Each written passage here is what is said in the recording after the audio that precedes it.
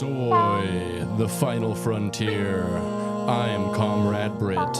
And I am Twovix. These are the voyages of the starship USS Topher Grace, our ongoing mission. To seek out new episodes, both cringe and based. And to boldly go to Lower Deck Season 4! Soy Trek the podcast is here. Soy Trek. One half vegan, one half queer. 100% communist. Unless we have a less leftist guest. Like the Clintons with Patrick and Britain. Talking, joking, farting and shit. All about Star Trek. Like our buttholes, this show is wrecked. Soy Trek the podcast is here. So listen to Soy Trek right in your ears.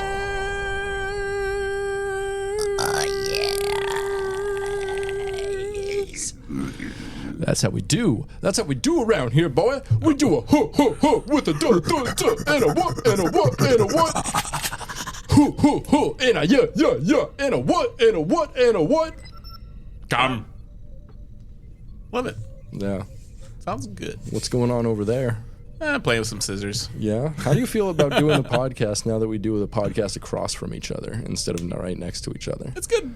Is it better, do you think? Yeah. I'm able to man spread. You were always able to man spread. Oh, yeah. I them spread. You them spread. I have these long ass fucking spider legs. It's true. I've got I wear size 30, 38 pants. Length? Length. Wow. Yeah.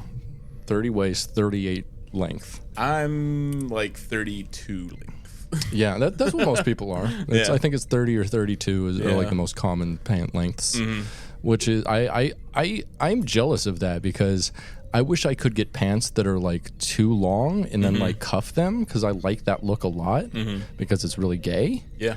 But like I can't find pants that are too long. Yeah. I can find pants that fit, but I have to buy them from like AmericanTall.com. Yeah, you got to go to the Big and Tall store. Coupon code SoyTrek. It's going to give you the error message. It's going to give you the error message. That's all you get. And yeah, and go and they're just going to be selling you like a lot of just different styles of muumuu. And you're like, no, I'm here for pants. I want pants. I like pants because pants are warm. Yeah. And especially in the winter, I can't be wearing a dress and a skirt and like the shortest shorts imaginable. Yeah. I mean, I'm a shorts year-round guy. Yeah. I feel like you radiate heat a lot better than I do. And you circulate heat a lot better than I do. I always run too hot. I'm just like you can put some water on me and it'll make it boil. Yeah. Fry an egg on that boy. Fry an egg on it now. Put some Old Bay up on it. Old Bay. Yeah. Thanks for saving that one for me. I'm absolutely losing it. So we don't have ads, but you should go to our Patreon at patreon.com/dumbidiotbs. Yeah, absolutely. Sign up. There's a lot of tiers, lots of cool stuff you can get. There's a lot of tears on my side. But TEARS. Get it, folks? Get it? Always crawling in my skin. I don't have that sound effect anymore. Sorry. Oh, shit. I have this one, though. Hells yeah. Yeah, always have that. What else do I got on this board? I have the applause. Oh, fun. We got some booze. Yeah. That one gets a lot of play. Yeah. I very rarely hear the applause. Yeah, well, you shouldn't. That's by design and by merit also. Yes, and by merit. Yeah, this is a meritocracy. Here's another one that I'm going to be getting a lot of use out of. Crickets. It's like cricket, actually. Oh. Are there crickets out in Washington State? Not really. I'm sure there are maybe in like eastern Washington, but yeah, not around here. Yeah, I was wondering about that. Not exactly the right climate. I think it gets too cold in the winter for them to really survive much out here. Yeah, because I was reading something about how like the world, like the reason why you don't see as many bugs is because like we've lost a third of our biomass in like 25 years. Yeah. Of flying bugs, like we've lost. Yeah, like we're only down to 60% of what we were in like 2002 or something like that. It's absolutely nuts. Yeah. We got this sound effect. The world's not ending. Yeah, we got this sound effect. I bet you're wondering how I got here. I love that. Yeah. Yeah. DJing. Yeah. DJ Scratch. Like, you did what? Yeah. Yeah, that's pretty much all I got. We got the air horn, of course. There's the shotgun. Yeah, shotgun. Yeah, what should I add to this board?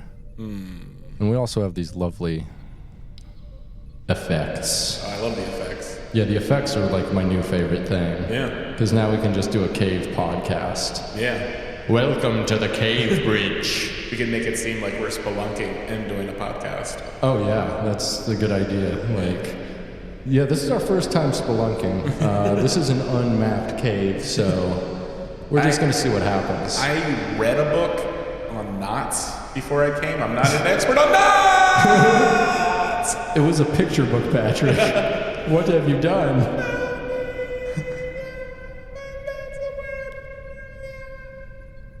Actually, I think a picture book would probably be the most reasonable thing for a knot tying. Yeah, knot that tying. would actually make a lot of sense. I was trying to make a joke, but then I'm like, no, that actually makes a lot of sense for knots. It would need to be like an IKEA booklet. Yeah. Booklet. Or instructions. Yeah. Yeah, I'm into Shibari. I've read a pamphlet. Yeah. Don't ever read the Shibari manual right before. Always get well acquainted with your Shibari knots. Yeah, absolutely. Yeah, you never want to do it on the fly. No, you want to get practice on something. I actually have a dummy that I practice on. That's in my storage unit. I haven't done it in a while. I need to bring back out that rope tie. Do some ties. Do some ties. I wonder if there's ever like on fisherman vessels like they see a guy do a knot. And then you see him do a Shibari knot, and they're like, "You horny bitch." I mean, where do you think like all of this started, man? People getting bored on the sea, having sex. Oh yeah. They got all this fucking rope that they use for everything aboard a vessel like that. Yeah, like when the captain commands his crew to tie him to the mast. Mm-hmm. And then just getting there, tying him to the mast, and they get a little horny. Hell yeah. We love getting horny.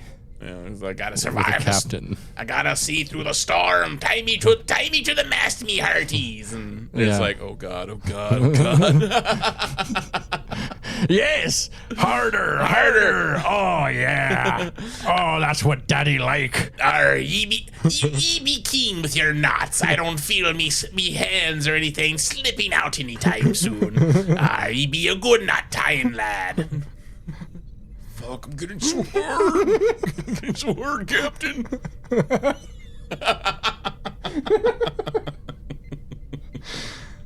Cool. There's a whole thing that could be a whole like TV show that can come from this. The horny sea captains. I mean, Nemo was kind of that, right? Oh, and also horny for revenge. That recent like HBO show that could be a thing in it. What's up? The one with is like the Black Flag one. Mm-hmm. Had Taiki Waititi in it. Oh yeah. Our flag means death. Our flag means death. Yeah. That's a fun little show. Yeah. It's a little twee sometimes. Very twee. But it's cute. It's what it's trying to be, I think. Yeah. And if you're not into really like kind of saccharine, heavy-handed, I don't know. It was pretty good when I watched it. It's not like something I finished or is my favorite comedy, but I can see the appeal to some people, I guess. Yeah. Pirates. There are very few pirate TV shows. Yeah. That can change. Yeah, I know a lot of people who are huge fans of it though, and I'm like, all right, that's your thing. That's cool. That's your thing, but has the one dude from Flight of the Conchords in it. Oh yeah, I like him. He's fun. He's good. Oh wait, is it the same one that was in the Avatar, or is it the other one? Oh, it's a different one. Oh, different. Yeah, one. it's the main guy. Yeah, he was also one of the square. Oh wait, it wasn't. Was it? Is their manager that's in there? Yeah. Okay, yeah. Yeah, he was also Is his like. name Rhett or? No, it's Rhett's the other Fly the Conchord. Oh, that's right. Yeah. Yeah, that was the guy who was also in the original What We Do in the Shadows. Right. He was one of the werewolves. Or, Yeah. We're werewolves, not swearwolves. Such a good line. All right. Do we want to jump into the episode? Let's do it. What we watched today? What did we watch? Oh yeah, that's right. The Twovix episode, season 4, episode 1 of Lower Decks. Right, and this is spelled Twovix. Yeah. This is obviously a play on Tuvix, the Voyager episode, which is heavily referenced in this episode. Because it's the sequel. It is, yeah. It's like a direct sequel. Twovix, Too Furious. Yeah. That should have been. Oh, that's good. Wait, say that one again. Twovix, Too Furious. Yeah, we love that. Yeah. So this one was written by one Barry J. Kelly. It was directed by Barry J. Kelly, who has directed 5 episodes of Lower Decks, including Second Contact, which is the pilot of the series, which is pretty good. So he's pretty accomplished in the world of this. He's directed some pretty good episodes. Yeah. So betting on a proven player there. And then we got Jason Zurek, who has written 9 episodes of Lower Decks, including the season openers to season 2 and 3 and 4. Oh wow. Yeah, so he's like the strong opener guy. Yeah. Let's see here. And I'm sorry, it was co-directed by him. This one was written by Mike McCann, who is the series creator, also former producer on Rick and Morty, and then the current producer of was it Solar Opposites? I don't know if you watched that one at all. Yeah, I watched it. I think I watched the first episode. So yeah. it's written by the showrunner. Nice. Yeah.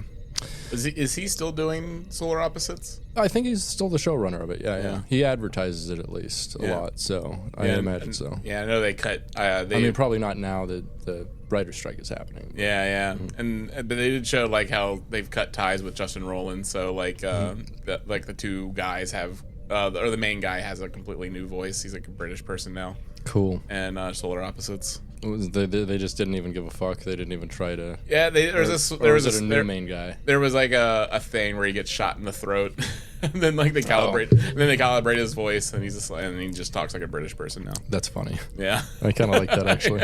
Yeah, they haven't revealed the new voices for the new Rick and Morty. I mean, haven't watched Rick and Morty in a while. Like, but they did release an ad where it's just like the mom and the daughter talking. They're making sure not to reveal what the new voice actors are on that yet. So fair. Yeah. Probably wise. Yeah, so they don't get harassed. Yeah. Right. Fanboys. Yeah. Get death threats. So let's jump right into this bad boy. Let's do it. The USS Cerritos drops out of warp in the Portello system. On the bridge, Commander Jack Ransom asks Captain Carol Friedman about their mission, but it's highly classified, and even she doesn't have any information on it. In the lower decks crew bunks, Ensigns Mariner and Boimler discuss potential possibilities on what the mission is when Boimler gets an assignment for holodeck waste removal, as we saw in, I think, season 2. Yeah. Which, it's just like a bunch of green stuff. Yeah, you're assuming, like, that's like what all the bodily fluids of countless alien species looks like. It's all like, or just Vulcans come a lot. Yeah, or Vulcans just come a lot. Yeah, and they're just going there for Ponfar. Because we know it's green. Yes. So Ensigns Tendi and T'Lyn, who we saw became like a main cast member at the end of last season, arrive, and after a little more small talk, Mariner excuses herself, reminding Boimler to shower the holodeck filth off before they meet up for lunch. As Boimler goes about his task of removing the holodeck waste, Ransom checks in on him and tells him that promotions are soon arriving and he'll be promoted to Lieutenant Junior grade, so long as nothing goes wrong during the day. Boimler is getting nervous as stuff always seems to go wrong around him, but Ransom assures him that he would need to fuck up on a historically significant way to lose the promotion. As he leaves, Boimler drops a canister of waste and nervousness, and it leaks very green stuff. What do you think is the recipe for holodeck waste exactly? Like what proportions of things? Because it's like a weird neon green, and you figure like people would probably like poop in the holodeck, right? I'm guessing. And so I don't understand how they achieve something that bright exactly. I wonder if the bright greenness is from some sort of like sanitizer type thing that kind of like nullifies any sort of like like a soap liquid. Yeah, it's something that nullifies like any sort of like biochemical danger it could possibly cause. Right. Yeah. It's just like there's like. I mean, that'd be a great basis for an episode. Is the holodeck filters fail, and like some bioorganism is created out of it, right? Yeah, that's like it. Yeah, because you have to wonder could it possibly create life? It's so many just like life-giving material, and then all mixed together has to make a baby. Gotta make a baby. Gotta make a baby. You pump enough in that in a hole, it make it a baby. I don't care who you are, I'm making a baby. And plus, they demonstrated like all these species can create offspring together. So it's just like it's not out of the realm of possibility. Never out of the realm of possibility. No, hopefully not. Yeah. So the Cerritos approaches the space station, and upon hailing, is answered by an alien curator and historian named Tweakle. He's excited. His name is Beljo Tweakle. Beljo Tweakle. He's excited. After years of work on his project, it is finally ready to be revealed. Asking if they are transporting art, Tweakle powers up a starship, and it is revealed that he has actually been working on the restoration and conservation of the Intrepid class USS motherfucking Voyager, baby. Oh, yeah. And then we get the Voyager theme here, which is really sick. But I mean, it's like a really short version before like a weird commercial break. Yeah. And then we get a Voyager theme later though, which is nice. So next we get a captain's log. Captain's log, stardate 58724.3. In a pleasant surprise, the Cerritos has been tasked with transporting the USS Voyager. Captain Janeway and her crew spent 7 years trying to get home from the Delta Quadrant, and they became Federation history in the process. Since their return, Voyager has been decommissioned and preserved for future generations. Her first stop is Starfleet Command, where she'll spend some time on the ground before being permanently stationed in orbit. And I thought that was a captain's log that actually really pretty well summed up like Voyager, its entire run. Without going too far into like characters and stuff like that. Yeah, we later see through in Picard like it ends up in that one Geordie's museum. Yeah, we do. Yeah, so and that takes place like 15 years after this, something like that. So that's kind of cool to know. So on Voyager's bridge, the Cerritos crew is working on setting up various displays, and Boimler trips holding a mannequin of Ensign Harry Kim.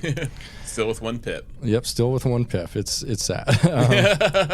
Tweakle is incredibly nervous about the various relics getting damaged and scolds Boimler. It doesn't help when Rutherford opens a nearby panel to look at Voyager's bioneural circuitry to see how Neelix's cheese affected the systems, which is a real reference to the season finale of Voyager Season 1 called Learning Curve. Yeah, let's get that cheese to sickbay. Yeah, I totally forgot about that episode, but...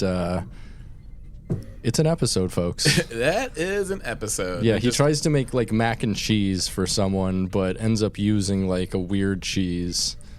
That just goes to show how gross and weird Neelix is. Yeah. Yeah, that dude's a fucking freak. That He's dude a little freak. Yeah. That little freaky boy a freak. That more a freaky guy. That boy is a freak. He freaks it, but not in a good way. No. Yeah. I don't want him to freak it. Yeah. So, in the quarters that used to belong to Tuvok, Tendi and T'Lyn are getting things ready. And Tendi asks T'Lyn if she's excited to be in the quarters that belonged to such a famous Vulcan. The curator, Tweakle, enters with a cart of crates meant for the exhibit. He asks for them to be stored on Cerritos before scolding another crew member for chewing gum. Tendi and T'Lyn head to the hangar to the shuttlecraft Yosemite 2 and discuss plans to get a head start on the next day's titrations. As they speak, a canister containing a pink orchid opens, and a petal from the flower is blown from the plant. It wanders through the hallway and into the transporter room. As Tendi and T'Lyn leave the ship, the petal is caught in an air vent where it's blown around, and Chief Engineer Andy Billups is fishing up collaborations to the transporter. Dr. Ta'ana is walking by, and Billups offers to beam her back to the Cerritos rather than returning via shuttlecraft, to which she agrees. The two get on the transporter pad and return just as the petal lands on the foot of Billups. And Billups starts talking about one of his pets, and Ta'ana is like, why do people always have to tell me about their fucking pets? Which was a pretty fun joke. Yeah. So they're beamed away, and only one form is beamed back. It materializes, and it's revealed that it's a hybrid of both Ta'ana and Billups. The form is shocked at their sudden existence, and Shax hails Freeman, saying, "Captain, we have a problem." We got a Twovix. Yeah. Okay. I don't know if I love the setup for this whole episode, to be honest. It's almost just like a parody. Yeah. And this episode is like very highly referential, which I do like. I don't feel like it gets handled quite as well as the DS9 episode. And maybe it's because there's not like the same amount of love there. I feel like it definitely seems like they kind of treat Voyager with a little bit more derision. Well, they're just kind of like this. It was like, I think there's a comment like it's Voyager, like it was different.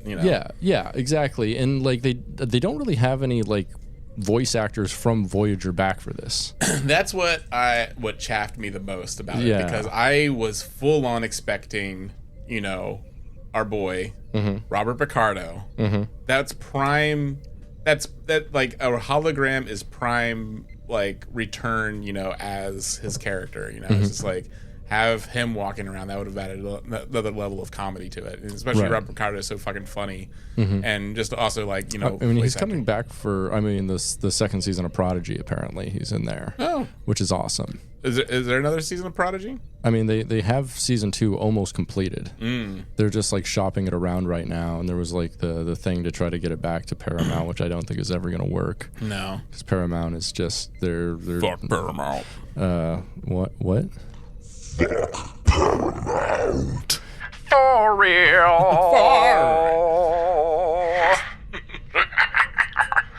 Let them die. Whoa, I got that on recording, buddy. Yeah, sorry. That's weird. You got to say it with an effect on your voice, otherwise it's an actual threat. Yeah, otherwise it's evidence, buddy. All right, just point at me when you need an effect to cover up, or one of the. One of the mini things. Maybe put up like that when you want when you want one of them. And then just point if I need the monster voice. Yeah. Okay. Yeah, we can just have those two things, and otherwise I'll just decide if you need reverb or the megaphone. I think that's more a me thing. I think I'm more into that 1920s vibe, friends. You like the transatlantic accent? I like having a transatlantic accent, sounding like I'm a privileged white man. My vacations are colonialism. I'm gonna build a house in Africa, build a house in the Philippines, build a house in Indonesia, build a house in Guam, build a house in Kazakhstan, build a house in Romania. And do the sex tourism there. So much sex tourism. I'm gonna traffic some human beings between some countries in a suitcase. It works 'cause they're children. I just give them 2 bottles of Benadryl and go through the TSA pre-checkout line. The filter means it's a parody. So please, no prosecution. Yeah, please.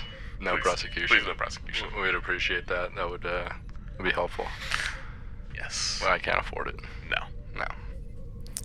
This podcast can't afford it. I'd build Not it to without the our podcast. beautiful patrons. Yeah, we'd go bankrupt real quick. I don't think anybody wants that. No.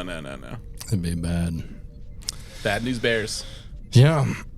So, Captain Freeman updates Tweakle about the transporter accident and mentions that the hybrid has named itself Tillups, which, okay, cool. So Tweakle immediately recognizes this incident from Voyager's history and begins to panic that his project is beginning to fall apart. Freeman assures him that all she will need is a copy of Janeway's logs so that she can duplicate the solution that Janeway did. Tweakle sends the logs and thanks her as Voyager goes to warp. So we all know what Janeway did. Yeah, and you know what? I was surprised. Mm-hmm. I mean, given like how the situation plays out, but we don't have any sort there is no resolution that's different than the resolution that we get in Twovix. That's very true. Like I was expecting there to be an alternate solution. Literally, like fucking. I mean, we do have something like. We'll get to it, but I feel like there is an ethical decision that is made somewhere in this process that is completely unethical. Yeah. And we'll get to it, though. Yeah, we'll get to it. So, Freeman update. So, while Mariner mentions to Boimler that Janeway murdered Twovix, she straight up says, like, she murdered him, right? Which I got a good laugh out of. Boimler seems distracted. Mariner tries to get him excited about how historically significant Voyager is, while Tweakle leaves the bridge to make sure that no displays were knocked over when Voyager went to warp.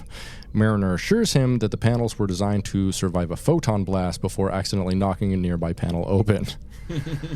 However, as she does, she notices a strange organism behind a neural gel pack.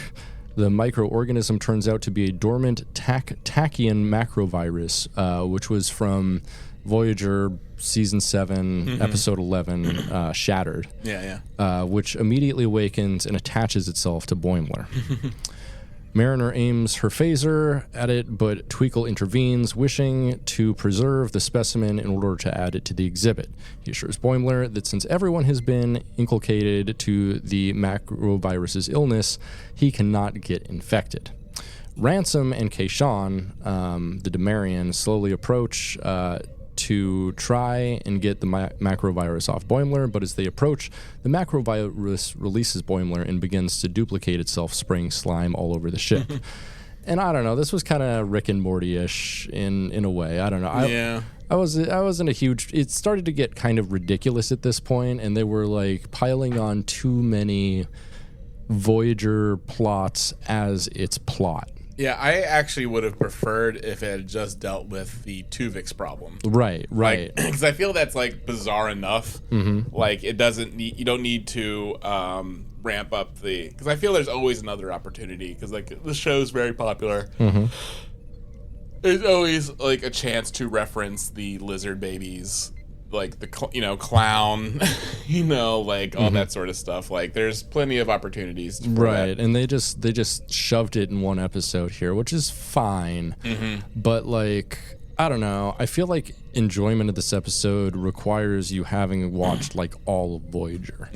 Which is I feel like maybe not an insignificant subset of people who watch Lower Decks, but maybe not the majority. So I don't know. Since Voyager is not one of my favorite Star Treks, I'd actually say I might. No, I don't know. It's not one of my favorites. I like some characters on it a lot. Like give me the Doctor episodes all day, every day. But put me on that like Chakotay shit and I'm falling asleep, buddy. Chakotay episode where he joins Vietnam. Oh, yeah. I love that one where he's Rambo. Or of course, Tattoo. Oh, God. That's the reason I have tattoos. Did you know that? Oh, yeah. Was that episode, Tattoo? I watched it and I was like, I need to cover my body in tattoos because this means so much to me. Which is why I have the Chakotay tattoo on my dick. You've seen it. Oh, yeah. And then you also have one on your face. I mean, not a lot of people get that. That's not translated well because, like, we're, an audio form, audio. Right. But you do have the full Chakotay face. I just got it. You just got it. I just got it. The one on my face and my dick. And your dick. Yeah. It goes from your face to your dick. Yeah. It's just your whole... just a really long Chakotay tattoo. It doesn't stop. You have a full body Chakotay. Never go full Chakotay. No, never do that. So Ransom orders Boimler to cover the entryway to the bridge to ensure that the organisms don't escape. But when both specimens charge at Boimler, he cowers, allowing both of them to escape. Yeah. That's not good. Not when he's going for a promotion. After scolding Boimler for his inaction, Ransom and Kayshawn run after the escaped specimens. Mariner asks Boimler why he's so distracted, and he feigns ignorance of being Star Trek that Chakotay served on the ship. Mariner doesn't believe him and says this problem is... I do like that because that's almost a joke in itself. Right. Starstruck by Chakotay. Yeah. Mariner doesn't believe him and says the problem is nothing compared to the Pike thing they're not supposed to talk about, which is an obvious reference to the episode they just did on Strange New Worlds. Yeah. And they run off to help Ransom and Kayshawn as the macroviruses start to duplicate again. Back on the Cerritos, T'Illips assures Nurse Westlake that it feels fine as it enhances a tricorder. Did it ever gender this T'Illips? Yeah. He. Is it a he? Okay. I guess I'll say he from now on, if I can remember. They works. Yeah. They works. Yeah, they works. T'Illips is a they, them. I do like how Shax is like, how much of the sex stuff do you remember? Oh yeah. He was like, how much physical memory do you have? Like, and T'Illips is like, yeah, that was weird. So Westlake briefs Freeman that T'Ana and Billups were merged on a subcellular level. Subcellular. Thank you. Level, more commonly known as being Twovixed. Which is a pretty fun joke. Yeah. I like that at least. And I like the main plot here, I guess. Until they kind of like didn't resolve it with anything. No. It was a really good setup to it. It felt like it was going somewhere. Yeah. And But instead, they had like a 5-minute long end of an episode that didn't really fit into anything. Yeah, which was interesting. I'll get it. We'll talk about what I think, how I think it should have ended. Yeah. Do we want to do that at the end or now? No, I guess we'll do that at the end. At the end, yeah. Yeah. So, he notes that when they transported with a particular flower, their DNA and memories were merged, creating T'Illips. Tendi recognizes the flower in his screen and says that the same flower was in a box that they were moving, and it somehow got into the transporter. T'Lyn cautions while socializing with T'Illips that it's like not really a sentient being, it's just a combination of two of them. But Tendi says there's no harm in being friendly to him. Mm-hmm. Freeman is confident that Janeway had a good solution for this and excuses herself to go look over the log she was given, which was actually a pretty fun joke if you know what happens. Yeah, she was just like, of course Janeway would have handled this perfectly. Yeah. So as everyone leaves, Shax asks T'Illips nervously about the physical memories. And T'Illips shudders. It's a very nervous look. It's pretty funny. Do you think they had sex? T'Illips and Shax? No. I don't know, because like I feel like fucking T'Ana is a dom, and so like they could definitely do stuff. No, I don't think. It seems like that would have been probably too weird for Shax. Do you think T'Illips isn't into the sexy thing too much? More like Billups? Yeah, because also, like Tiana's mixed with Billups, who's asexual. Yeah, I think in canon, isn't he asexual? Yeah, or something like that? Yeah, he's a virgin. He's a proud virgin. That's right. Yeah. So yeah, it probably would have been too far. Maybe gray ace. I don't know. So on Voyager, the situation is getting out of hand as the macroviruses continue to duplicate and spread slime all over the ship. One specimen bumps into a computer panel and initiates holodeck programs Dr. Chaotica from Captain Proton, the fear manifestation clown from that one holodeck episode with Michael McKean. Yeah, Michael McKean. I love that episode. Yeah, that's a pretty fun episode. Yeah. And we also get Michael Sullivan from the Fairhaven and the other Irish Town episode. Yeah, he's in love with Janeway. Yeah. The delete of delete the wife fame. Yeah, that's the wife. Husband of the wife that was getting deleted. I do like how there's times where he's just like, I miss me wife. Yeah, that was a fun little thing they threw in there. The holodeck safeties start to malfunction, and the clown, the doctor, and Michael Sullivan all appear in the corridor and begin to attack them. Mariner is confused as to how the holograms can appear outside the holodeck, but Tweakle says that he had holo emitters installed throughout the ship as a subtle addition in an effort to provide to further conservation. They get cornered where the Borg regenerate alcoves are, and a macrovirus impaled with Harry Kim's clarinet, which was a fun little Easter egg, threatens to knock over an alcove. Boimler tries to stop it, only to get sprayed with slime before the virus knocks over the alcove, crushing Tweakle, and he screams. Ransom warns Boimler that his promotion is looking less likely. This was, I don't know, this episode like just kept on amping up the ridiculousness. Yeah, and it didn't need to, because I thought how the Twovix storyline was evolving, I thought that would have been fine. If they continued like pumping up the ridiculousness of that, and then like providing a satisfying conclusion, it would have been perfect. Yeah. In the episode up to this point was still fairly funny. Yeah. It's just like, I don't know, it's getting a little too wacky for me. But back on the Cerritos, Freeman discovers the truth that Janeway's solution to Twovix was highly controversial and involved basically killing Twovix. Yeah. Shaq asks if there was more to the solution, only to be shocked that all Janeway did was isolate the genomes and separate them, basically wiping Twovix from existence. Yeah. Freeman finds herself in a conundrum as she doesn't want to kill T'Illups, and Shaq suggests that they are not stranded in the Delta Quadrant as Voyager was, and that they may have more resources at the disposal to properly help T'Illups back on Earth. Freeman agrees and urges for them to act fast before T'Illups potentially finds out about what Janeway did to Twovix. Unfortunately, T'Illups has looked into Twovix and knows immediately. I do like when they do show, like, they're explaining the Twovix thing. They show the graph that shows like Twovix on one side, Tuvok on one side and Neelix on the other. And, it's just like a triangle, like a basically what's it? The Trinity. Yes, the Holy Trinity. Yeah. Who's the Father? Who's the Son? And who's the Holy Spirit of those three? But I definitely see like Tuvok as the baddie. Yeah, definitely. Yeah. I guess that makes Neelix the Holy Spirit, right? And then the Son. Yeah, because it's like a descendant of, basically. Cool. He's if they had a baby, they made we it. figured it out. We figured it out. What would the sacrament be if I guess if Twovix died for our sins? The cheese. the cheese, and what do we drink? Yeah. I guess it would be like the Lilo Root tea, maybe. Oh yeah, Lilo Root tea. Yeah.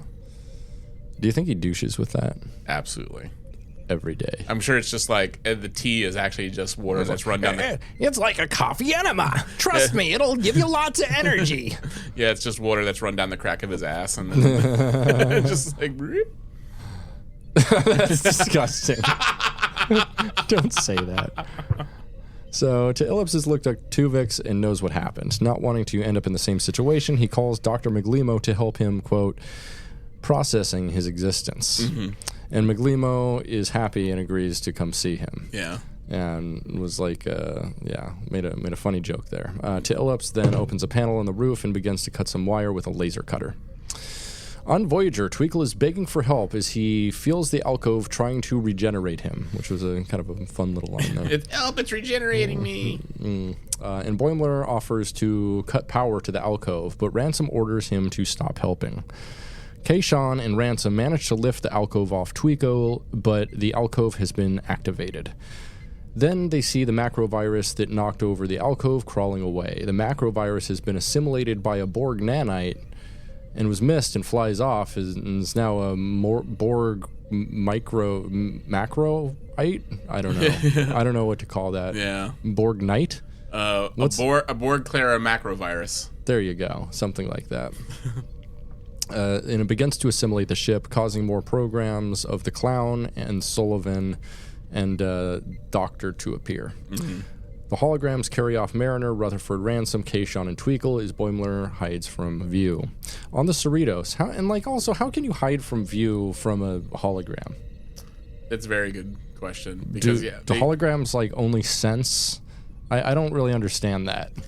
Yeah, it feels weird if you create a hologram and it's only limited by what the hologram can see, because I feel like it has eyes everywhere. Right. Yeah. Yeah, I thought that was a little. I hope someone got eaten for that. Yeah. Hope somebody got fired for that blunder. So on the Cerritos, T'Illips has locked himself in his quarters, refusing to see Freeman. Captain Freeman assures him that she only wishes to talk with him, promising that she has no intention of killing him. Shax overrides the lock, and they enter to see T'Illips hiding in a corner in fear. Freeman repeats her promise that they will figure this out without resorting to Janeway's solution, but T'Illips reveals that he's taken Miglimo hostage, and Miglimo's there all tied up. Pretty kinky. Yeah. Arr, I like it like that. Arr, I get to be Shibari Knots down to a science. Arr. I love the Shibari Pirate. Shibari Pirate. That's my new favorite character on this program. The Shibari Pirate. I think that's even better than the Cajun guy. Yeah, sorry, Leatherhead. Yes. Sorry, Leatherhead. You gotta go away. Yeah, you go and be down on the bayou for a minute. Let Shibari Pirate have his time in the sun now. Winter a coming, sun going down. Sun going down, and the Shibari Pirate he be a rising. Yeah.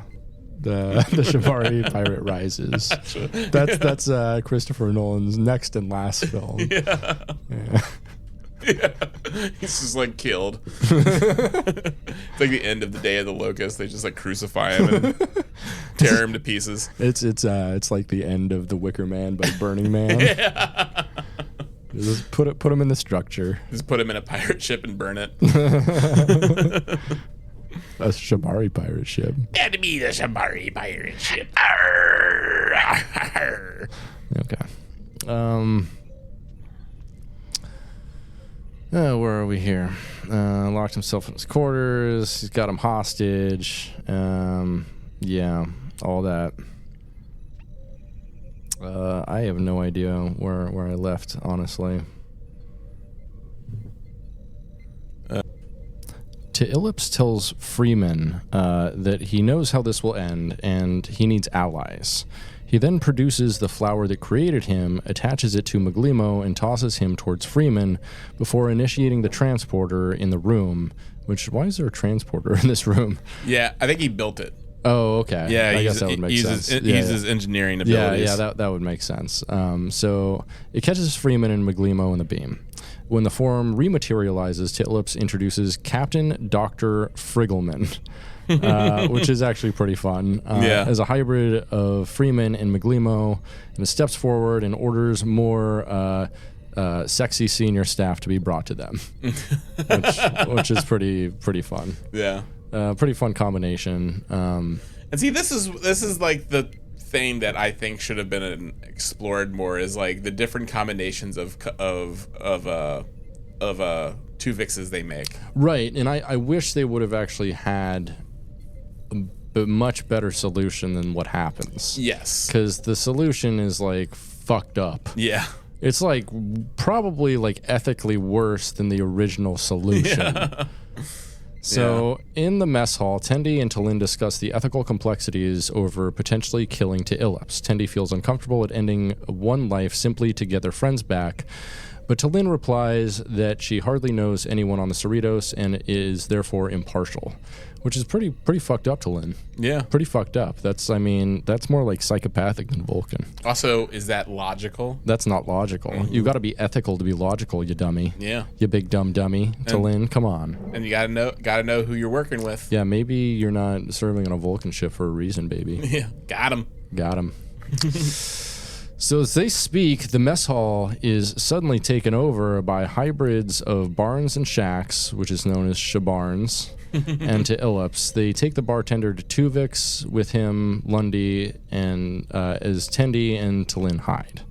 Back on Voyager, the clown holograms stick their prisoners to the wall with the macrovirus slime, while Tweakle laments that his career is fully ruined.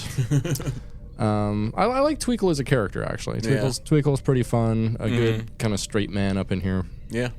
So a Sullivan hologram sticks Mariner to the wall of the quarter and walks off. She's all slimed.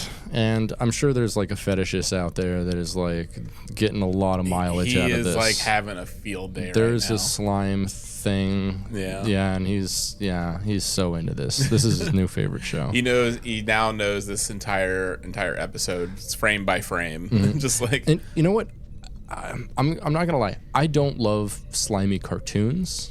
I feel like Rick and Morty is a very slimy cartoon. it's a very moist cartoon. It's a very moist cartoon, and I feel like this is getting too moist for Star Trek in general. Yeah. Here, And plus, like, Rick and Morty just sounds moist just because he puts a lot of phlegm in his throat when he does voices.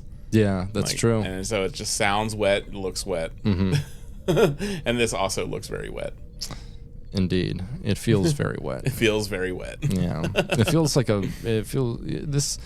And not like a good wet. It's like if you sit down on the bus and you sit down in something wet. Right, but you've done too many shitty dabs to really care. Yeah. Like watching Rick and Morty, like you've done too many shitty dabs to really care. Yeah, it's like, oh, I just sat in something wet on the bus. This is the worst day of my life. Yeah. There's worse things that happen. I mean, you never know what it is. Yeah, you never know what it is. What kind of liquid is it? No idea. You don't want to investigate. I always assume piss because it's like a thing that's bad, but not the worst liquid you could sit in. Yeah, not the worst. So believing that it's piss is fine for me. I'm like, fuck, I sat in piss. Yeah. But I'm not like, I mean, you don't try to investigate further because like sitting. I feel like sitting in blood is worse. Yeah. Oh yeah. I mean, blood carries more disease. Yeah, precisely. And the kind of person who's getting wounds on a bus, I feel like is a kind of person who is likely to have less health care and be less proactive with their health care than other folks. And you just putting the butthole in it. Putting a butthole in it. Putting the butthole in the blood. Put your butthole in the blood. Put your butthole in the blood. Hey, baby, put your butthole in the blood. Yeah. So yeah, this feels like sitting in something wet on the bus. Yeah. So Boimler sneaks over to Mariner and tries to free her. Mariner says that he doesn't need her, and Boimler confides that he's having an off day. He finally tells her about what Ransom told her about his promotion and that he doesn't want it. As he's worried, it will be like his time on the USS Titan, and it'll take a while for them to get their friendship back. Yeah. Nor had he forgotten about how he didn't believe her after her transfer at Starbase 80, which is a callback to, I think, last season? Wait, 2 seasons ago. Was it second season? I don't even remember. I don't remember. So, as he feels he has bad judgment, he decides that he doesn't deserve a promotion. Do you agree? Do you think he should be promoted? Yeah. I mean, this is like... Is he as confident as Harry Kim, though? I would say so. You really would? Okay. Yeah, I mean, Boimler has good ideas. He's not as confident. I will say, like, Harry Kim is probably the best ensign that's ever existed. 100%. He's like, yeah. Harry Kim does everything and got no recognition whatsoever for 7 years. How long? Yeah. So it's just like, pretty incredible that he didn't get a single promotion. You know, no field promotions because like you could, you know, technically that is like a field. They were in the field the entire time while they're in the Delta Quadrant. You know, it's just like, damn, he got nothing. Yeah. They didn't throw him a single friggin' bone. No bones, baby. Even in all part of the senior staff. That's wild. Yeah. It is wild, right? Yeah. It's like, I think about it so much, and we talk about it a lot. It's just so fucking unfair, man. It was incredible. Also, that I feel that was another missed opportunity with this episode is like, as ensigns, they didn't make any comment on like Harry Kim being like the ensign of ensigns. Right. Like he was like the most legendary ensign that ever existed. Do you think like they would kind of... Yeah, they never really talked about Harry Kim in this episode, which kind of disappointed me. Yeah, I feel like they had the mannequin and all, but like that was like a gag on Harry Kim and not like anything memorial. They mentioned Chakotay, but I don't think they mentioned Harry Kim, did they? No, and I feel that's like prime comedy material where it's just like, you know, all the ensigns look up to him. Right, and right. Like, yeah, because he's the ensign's ensign. Yeah, he's the ensign's ensign. Yeah, you're right. They really should have addressed him as like, oh, this is Harry Kim's ship, and everyone's like, no, this is fucking Catherine Janeway. Oh, is she the captain? Okay, well, you know, to us, exactly. It's fucking Harry Kim. Yeah, he's the rock star. Of all the people to idolize on the ship, yeah, it's like he would be the obvious one for the lower deckers. Mm-hmm. Indeed. So Mariner admits that it was she who asked Ransom to promote Boimler in the first place. She tells him that he doesn't need her and tells him to go take back the ship. Boimler thanks her and leaves. Back on the Cerritos, Tendi and T'Lyn sneak into the transporter room where T'Ilips creates Chondos. He introduces Chondos to Shabarnes and Swail. Swalens excited that he's creating an army of hybrids. And Swalens is what's that guy's name? He's like the guy Bill something. Bill Billups or whatever. No, or Bob.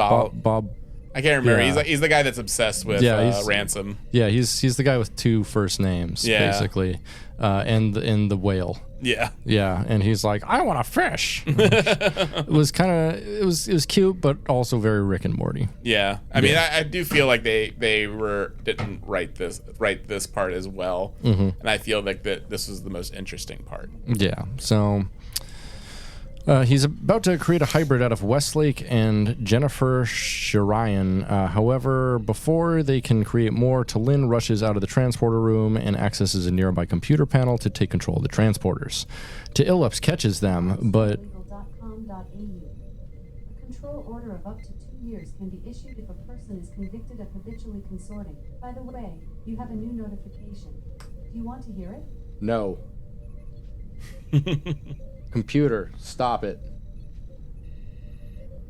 Computer, shut up. Yeah, no, don't.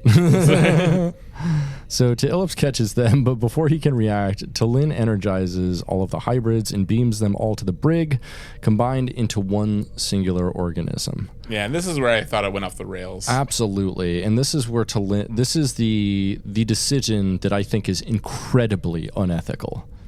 Like, she doesn't have an active solution for it. She's just hoping she does. And she doesn't know what kind of suffering she's putting this creature into. Yeah. Because it's like one singular, like, giant fucking, like, a giant tumor of an organism with mouths and shit. And it can't communicate. Yeah. It has a mouth, but it cannot scream. Exactly. Which is like the title of the next episode. Right. Like, it's based on that. Yeah, based on that, yeah. Which is weird. So she attempts to separate them into their individual components, but is unable to due to the amount of merged hybrids of DNA. Voyager drops out of warp, and in a simulated mechanical recreation of the hyper-evolved organism, sets a new course for Borg Cube 858779.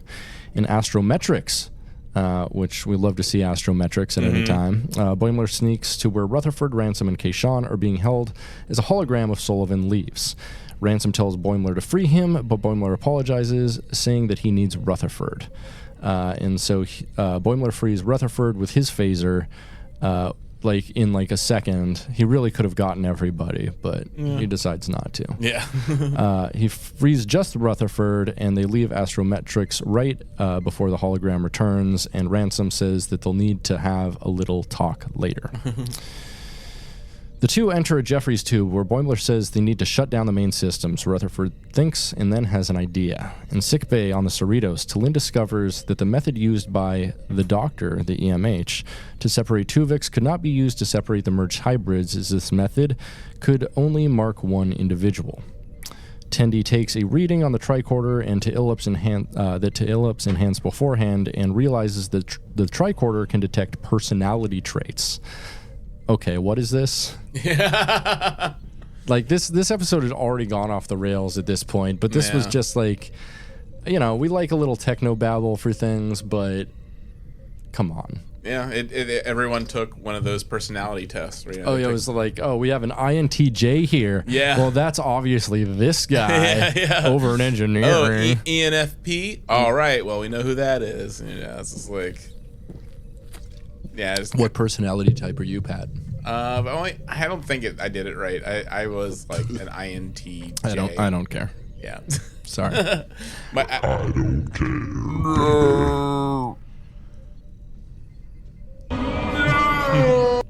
Okay. Oh. Sorry. You're good. I know. I'm fine.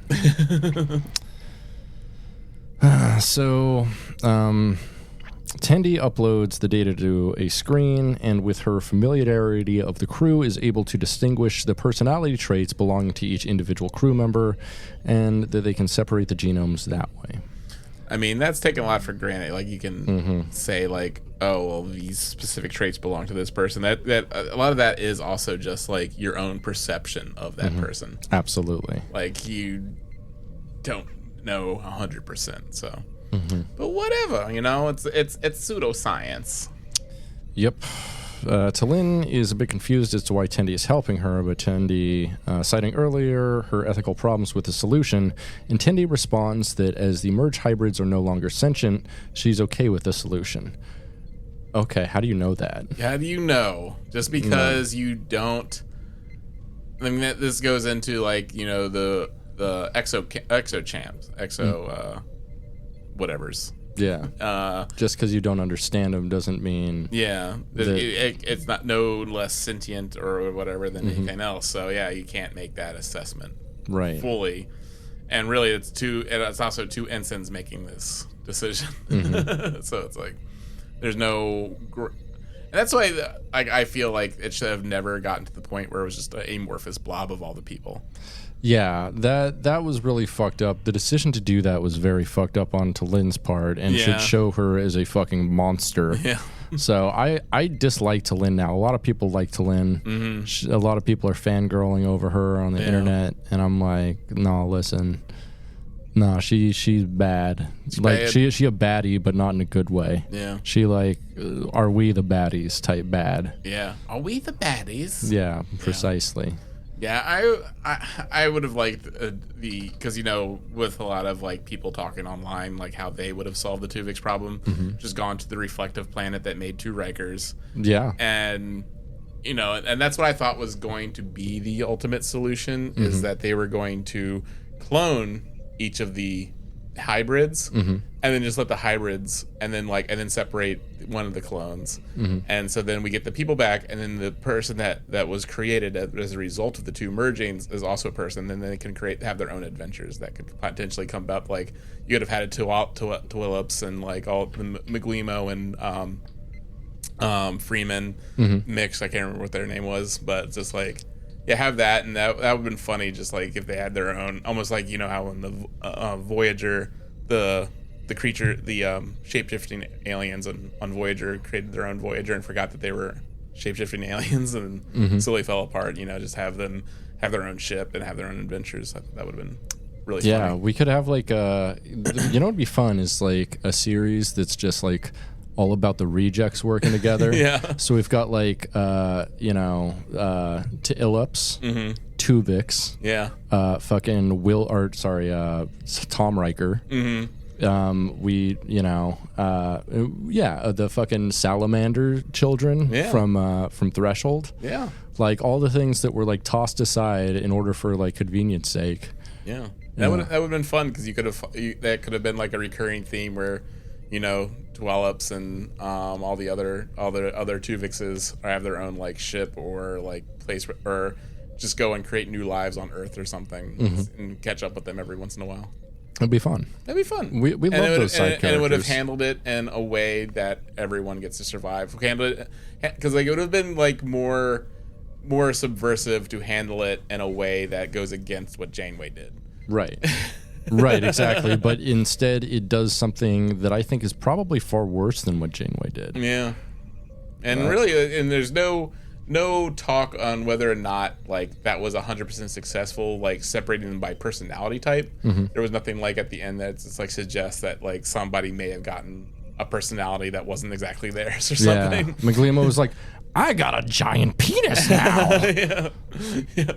Yeah, just like Shax is like different or something like that, and it just doesn't do anything like that. And I was like, and that's why I was like, yeah, I thought the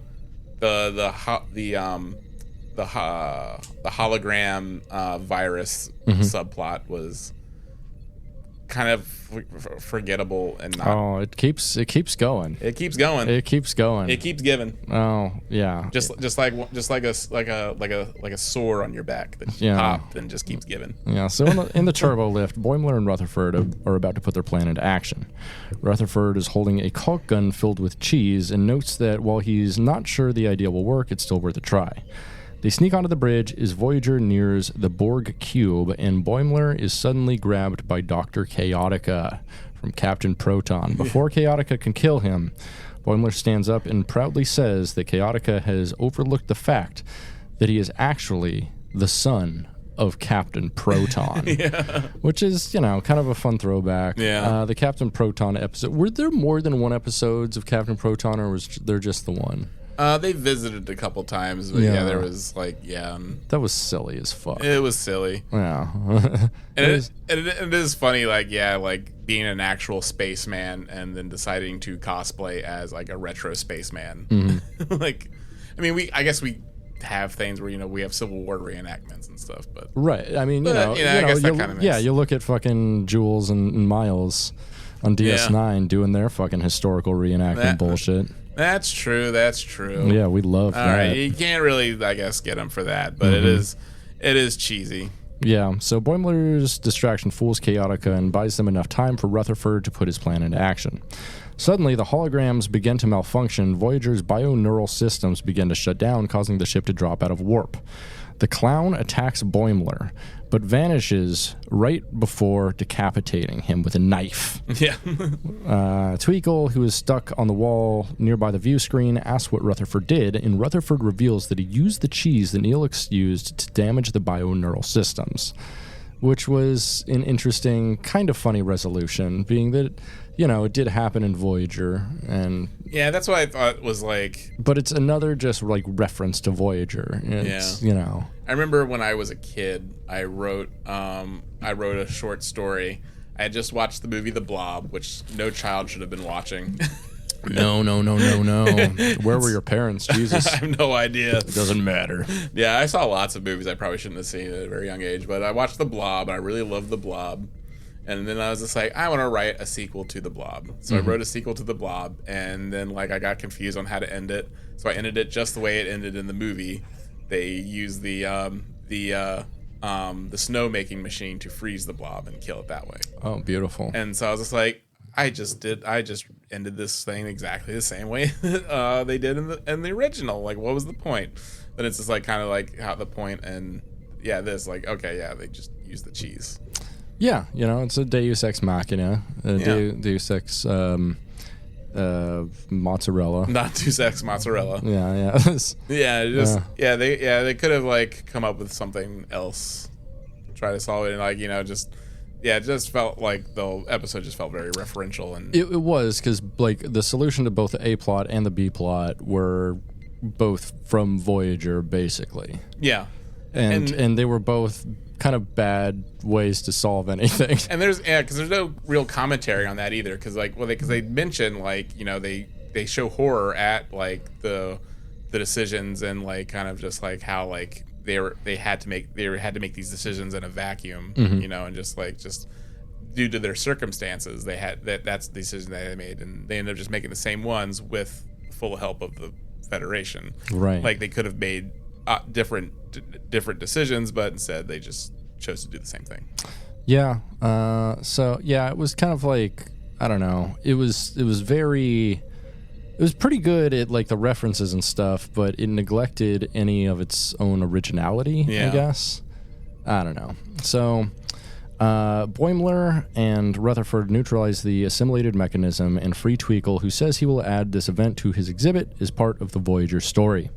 Yeah, I do like how he was just like mad about it. He's like, well, now I gotta add this to the exhibit. Yeah.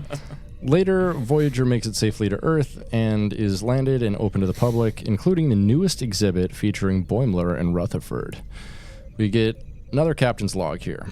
From Freeman. Captain's log supplemental. After an embarrassing day of being merged on a subcellular level with my senior staff, we are putting the awkwardness behind us with a promotion ceremony. Before the ceremony starts, Freeman commemorates the officers for their actions during the bizarre events of the day. She tells Ransom to announce the newest lieutenant's junior grade. Ransom calls up first Boimler, who is shocked. As Ransom gives Boimler the new pip, he congratulates him and praises his quick thinking. Ransom calls up T'Lyn and Tendi, who are incredibly excited. I don't know. I don't know. Like, Tendi, I can get. T'Lyn, definitely not. She merged all of them into a singular being and destroyed that being. Yeah. Yeah, was it quick thinking? Yeah, did she help save the day? Sure, I guess. But at the same time, like, she definitely, like, killed a giant life form. Yeah, because created a giant life form by killing a bunch of other life forms. Yeah, because they actually go worse than Twovix, because like how many new life forms were killed in that. Right, because as Tendi says, she no longer has an ethical problem with it because it's no longer sentient, which means T'Lyn took a lot of sentient beings and merged them, and thus killing them, thus ending the sentient being's life, which is very unethical. Yeah, and I'm sure like each time they took one person out, that also what was left became a new being. Yeah. And so like there's a ever increasing number of like new life forms that were created and killed in a very short amount of time. Mm-hmm. So yeah, you know what? Yeah, it's even worse than Twovix. It is. It's very bad, very worse. Yeah, and that would have been the perfect opportunity to have like a funny resolution to this that didn't result in like the Twovixes being killed. Yeah, like it would have been funny to actually make a replicator double of them. Mm-hmm. It's like, oh, the replicator got us in this mess. The replicator can get us out. Right. You know, or like a transporter double. Yeah, not I'm sorry. I'm sorry. Transporter double. That would be funny if they just made a real doll in the fucking. This is it's Dr. Maglimo. You can fuck him now though. You can fuck him. You can do whatever you want. He's a real doll. Yeah, just sign him out. Sign him out on the rental form. Just sign him out. Yeah, they just transport him, make a double, split one of the doubles. Then we still have a Tobillups or whatever, and then they go off and have their own lives. Yeah, literally. But I mean, the problem is, so as soon as you split the two beings, both of those beings have sentience and consciousness. So as soon as you create one of those beings, you have to kill one. Yeah, well, I mean, make it pass out as soon as it's created. Yeah. So of the transporter doubles, one of them has to be transported into like a gas chamber from which it will never experience consciousness. They'll go into the prestige water. That's what I'm tank. saying. Yeah, you got to prestige that motherfucker. You got to prestige it. You got to prestige him. Yeah, it's like, well, got to prestige you. Yeah, one's immediately prestiged, and then we continue that way. Indeed. So, as Tendi meets back up with T'Lyn, T'Lyn tells Tendi that her main objective is to try to get reinstated to the Vulcan fleet. But thanks to her work with Tendi, it's given her newfound respect for her skills as a scientist, and Tendi embraces her much to T'Lyn's discomfort.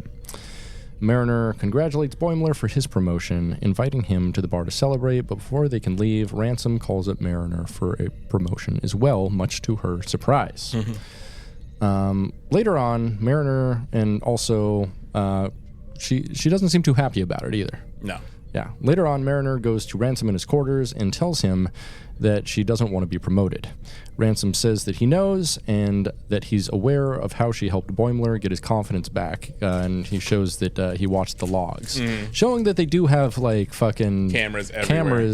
Like in the halls, but they never use them for anything. No, it's for like anything. It always becomes a mystery of of things that happen. Right. They're like, is anything in here? I don't know. We should go in there ourselves and check. Yeah. Why not check the cameras and the sensors? No.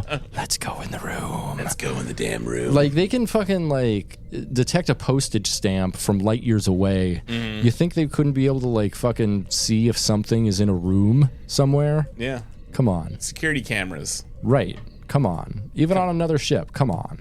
Like, we can do that now with sound, kind of. Yeah. You know?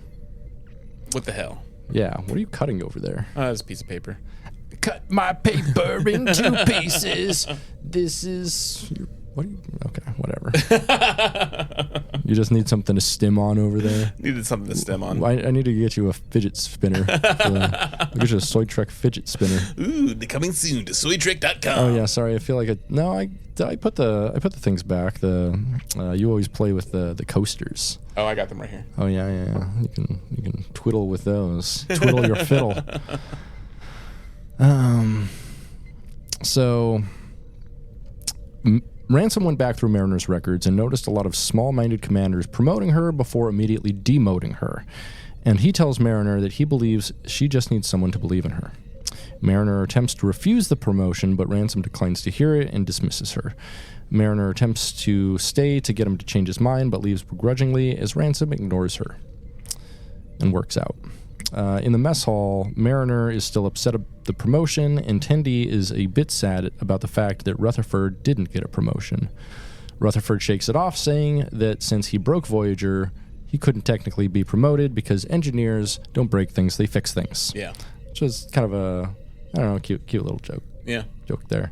But at the same time, I don't know, breaking things is sometimes a good solution. Yeah, it's how you figure out how things work. Exactly. Yeah. And how to get cheese out of the bioneural networks. Exactly. Yeah. Yeah, that's the thing. He did come up with a good solution. I mean, Yeah.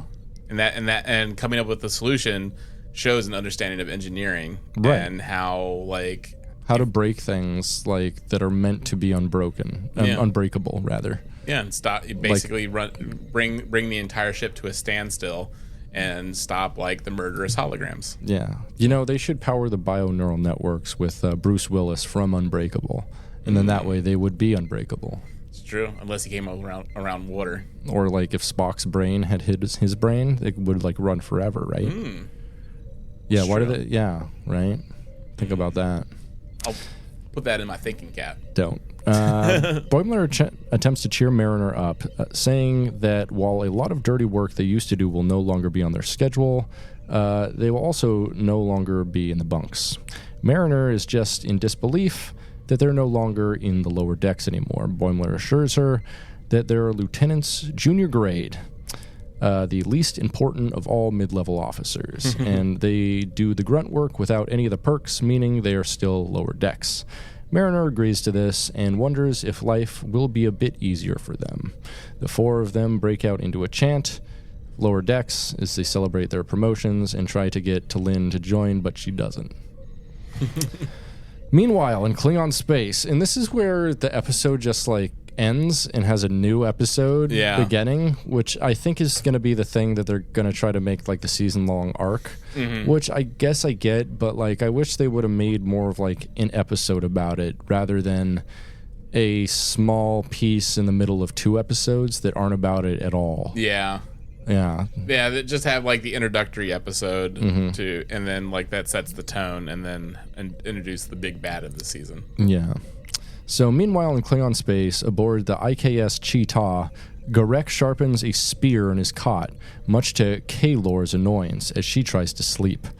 Garek is anxious for a fight, and Kaylor calls his spear a cowardly weapon used to stab foes from a distance. Says it has no honor.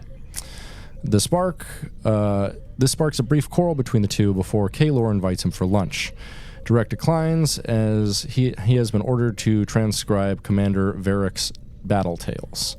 Kaylor sympathizes with Gorek's annoyance, believing that Maha became captain by luck and that he's forgotten who his true allies are. Gorek tells her that Maha won't be captain much longer. At that I think they say became captain by Mockleth. Oh yeah, because he stabbed his superior. Yeah, which is a pretty cool thing to do. Yeah, I like this scene. This feels Klingon to me. Yeah, it was weird placement in the episode. Yeah, Klingon lower decks. So at that moment, a red alert sounds. The Chi-Ta approaches a mysterious vessel that appears to be adrift. One of Ma's officers detects a single life sign, and Maha has the vessel hailed, demanding for the vessel to identify itself. They receive no response, and an officer asks if they should fire on the vessel. Maha declines, seeing no honor in destroying an incapacitated ship. He has the ship's location marked and orders for them to resume their course to Kronos. At that moment, the vessel powers up and begins to move, and immediately powers weapons. Maha orders for the vessel to be destroyed, but the weapon systems failed as the Chi-Ta begins to lose power in all of its systems. The vessel fires a single beam at the Chi-Ta, completely destroying the ship. End of episode. Whoa, dude. What do you think of this? I would have liked a better Voyager episode. Yeah, I would have liked one with at least Ethan Phillips, maybe. Or Robert Picardo. Or Robert Picardo. Yeah, I feel like, because like that was prime time to bring... Or fucking Garrett Wang. Yeah. Garrett Wang. Have Harry Kim in there, yeah. Because like there was... Having, like the ensign, like he was the ensign, but he did so much on that ship. There's no way he wouldn't be revered. Right, by the ensigns. By the ensigns, like he would have been a folk hero to them. Right. Like, and yeah, I feel that was prime comedy material. That was probably like that was not used. Also, yeah, like the plot that actually is happening on the Voyager with all the holograms and the macro viruses, I thought was too busy and didn't add anything. And then I definitely took away from. Because the episode's called Twovix, right? So you would imagine that would have been like the main. That was kind of a B plot almost, though. Yeah, it was. Yeah, it did feel like a B plot because like, and I felt like it was the most interesting. Like, just like you could have a lot of fun with it, like mixing different crew members into one person, right? And instead, it's just kind of like just almost forgotten as soon as it starts. Yeah, it got a little wacky. There were some good punchlines and jokes in the episode, but and there were some fun references, but that's like kind of all it was. Yeah. Which I like when it does references in the shows, but like it leaned on the writing leaned on the references to resolve itself. Yes. It didn't come up with any new ideas, and it didn't say anything really. No. Other than, hey, Janeway murdered Tuvix. Voyager. But then T'Lyn murders like a bunch of Tuvixes. Yeah, and a bunch. It's mostly being like Voyager's kind of cringe. Yeah, and I felt that was the end of it. Voyager's silly. It didn't feel like it had so much love for Voyager as it had like at least like a silly reverence for it. Like, hey, this is the camp Star Trek. Yeah, which is like the correct way to look at Voyager. However, it's like. I don't know. I felt more like someone who didn't love Voyager researched Voyager and then wrote an episode based on that, more so than someone who had a deep love for Voyager wrote an episode to say something about Voyager. Yeah. Or say something about the Twovix problem and right. Yeah, I was like, but it had its moments that it was funny when it needed to be. Yeah, I guess. And I like how it's setting the tone that they're all getting promoted. And do you want to talk any about theories that you have for the ship? Yeah. So this ship, it only has one life form aboard, and it's like a small ship. It looks like. Yeah. I don't know who that could be. I was thinking like Peanut Hammer and the fucking the Armis robot or whatever, or the fucking what's his face, Jeffrey Combs bot thing, computer. Yeah, but I don't know. What do you think? I think it's like a ship from the future. Uh-huh. Oops. Okay. I think it's a ship from the future. I think whoever's in it could potentially be an older one of our main cast. Mm-hmm. It could be like Mariner or Boimler. Okay. And like maybe they're trying to undo their promotion for whatever reason. Like, 'cause they're going around, like, in this episode, you have like the lower deckers. I'm pretty sure that was the one Klingon from the one lower decks episode where we see like. But I don't think an older one of them would like kill a bunch of people for no reason. You never know how things could go wrong. Yeah, but like just I don't know. That's why I kind of feel like the fact that they're getting promoted at the first episode of this. That's why I think like time travel is going to be a factor where at the end of this season they're going to go back to ensigns because there's going to be some, and they're going to retain that knowledge that they being lieutenants junior grade. Yeah, but I think they're going to be like demoted back to. I think it's going to end up back to them being ensigns. Like that's my theory. Well, I don't need that in my life. I'm sorry. Yeah, especially if it's like one of them in the future. I really don't want a time travel thing because we've had way too much time travel and leaning on time travel to be plots in Star Trek lately. It's getting pretty old to me.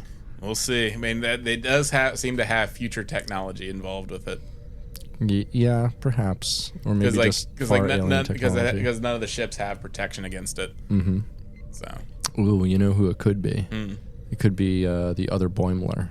The other Boimler. Yeah, the one in Section 31. Yeah. He gone rogue. They gone rogue. Yeah, because they didn't really like do anything with that since the last season. No, it was hinted at and then nothing done with it. Yeah. So. Yeah. I don't know. Overall, average episode of the show. I'd actually say it's very much like a season 1 episode. Yeah. Because like season one had that frantic energy of a Rick and Morty episode. It did, and it was very wet and slimy. Yeah. Lots of slime. Lots of slime. Slime. Dime 69. He slimed me. He slimed me. He slimed me with science. Boop, boop, boop. Science. Slimed me with science. Yeah, that song rocks. It does. That guy invented a cell phone part in real life. Really? He's using all cell phones. That's why he's like a millionaire. Oh, he's got to be multi-millionaire. Oh, yeah. On every cell phone. Yeah. Hell yeah. That's where you get the money. Yeah. Licensing a small little thing that goes in everything. Yeah. Wish it was me. Mm-hmm. Oh. I invented the thoughts and dreams that go into every vibrating butt plug. Oh. Yeah. You made them sentient just so they can suffer. Yeah, no. Why would you suffer? Pain and delight. Yeah, exactly. That was the last episode we watched. Yeah. Pain and delight of being in random buttholes. We love to see it. Yeah. Where do you think it's going this season? Do you have anything besides that? Besides the future? Besides the future thing, the future craft, do you think they're going to explore anything else that they did, like a peanut hamper thing, or? Yeah, because I do feel like its movements are intentional, so it's like taking out people for a certain reason with the knowledge of the future. That's why it's like, I don't know, taking out specific ships. Interesting. Yeah. Okay. Yeah. We'll see. Yeah. We shall see. We shall see, friends. Well, I guess that's a good place for us to leave it. Yeah. Thanks for joining us, Soyagers. Be well, travel safe, and go get yourself a nice cold Diet Coke. Nice, refreshing, hydrating Diet Coke. Indeed. Thanks for checking with us, soy boys, girls, and other worldly beings. Hang dong and